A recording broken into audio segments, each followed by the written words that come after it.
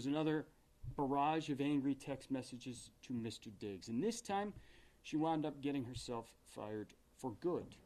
I expect that you're going to end up seeing those messages as well. Messages the police weren't told about, because the police weren't told she went back to work after December 9th. This time, some of those messages actually were about money, but also still the same Lindsay blog post issue of Mr. Diggs picking someone over her. The end of this exchange on December 13th was more specific than December 2nd. Mr. Diggs sent $2,000 via Apple Pay that Ms. Adams claimed she owed and told her she did not need to worry about cooking for him anymore. She was out, and this time she knew there was no getting back in. And listen to what happened when you hear the evidence after that, after December 13th. 3 days later, as you've already heard, Ms. Adams went to the police. She didn't tell them about December 13th or that she'd been fired. Instead, she told them a made-up story. She was furious, and she wanted Mr. Diggs to pay in every sense of that word. And what you will hear is that her demands for money, as I said, began on December 29th, the same day the criminal complaint issued in this case. You will also hear that as this case has gone on and public pressure has grown, that number has only gone up. And I will let her tell you what number she is now demanding from Mr. Diggs. Ladies and gentlemen, Mr. Diggs sits here an innocent man. That's the beauty of the American justice system. You heard a little bit about the way a trial works. You heard that the burden is entirely on the Commonwealth to prove its case. Their burden, proof beyond a reasonable doubt, that's the highest burden in our system.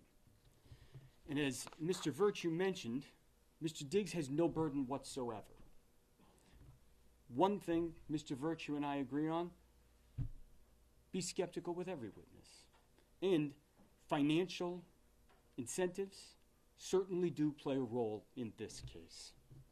We will call witnesses. We do so to give you the fullest possible picture of what happened and what did not happen on December 2nd, to give you the clearest picture of the truth. But that does not mean that we have to prove a single thing. The Commonwealth bears the burden, and the burden never shifts. That's how our system works. That's the beauty of it. That when an innocent person like Mr. Diggs is charged with a crime they didn't commit, what can they do? They can do this. They look the Commonwealth right in the eye and they say, prove it. And that's exactly what Mr. Diggs has done. That's why you are here, ladies and gentlemen. That's what a trial is. Mr. Diggs has chosen to place his fate in your hands. You, ladies and gentlemen, are the most important part of our system. I thank you, and Mr. Diggs thanks you, for being here and for your service. You are the only people who can and who must hold the government to its burden. And the way you do that, it's not fancy. It's by using your common sense, your life experience, tools you use every day of your life to weigh credibility and to make decisions. And our system depends on that. You are the judges of credibility. And so I ask that you listen carefully, you should keep your full attention while you're here, and that you remember that the simplest answer that accounts for all the facts is the true answer.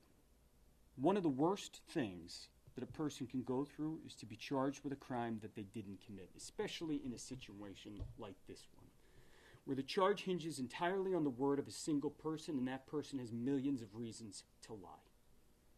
So let's have a trial. And at the end of it, at the end of all the evidence, after you have heard it, I'm going to have the opportunity to come back and discuss the evidence as well. And at that time, I'm going to ask you to deliver what I expect will be the only true and just verdict in this case. And I can tell you right now that that will be to find Stefon Diggs not guilty.